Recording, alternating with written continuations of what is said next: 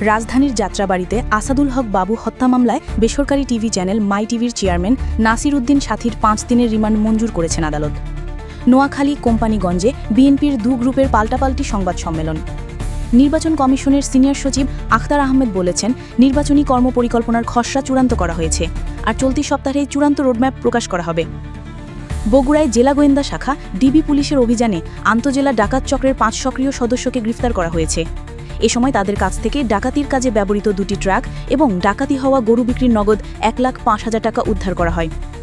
ঢাকা বিশ্ববিদ্যালয় কেন্দ্রীয় ছাত্র সংসদ ডাকসু নির্বাচনের জন্য ছাত্রদলের প্যানেল মনোনয়নপত্র সংগ্রহ করেছে।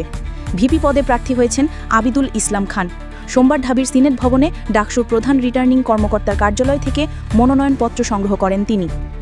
সরকারি হাসপাতালের রাজনীতিবিদ আমলাদের চিকিৎসা বাধ্যতামূলক করবে জামায়াত।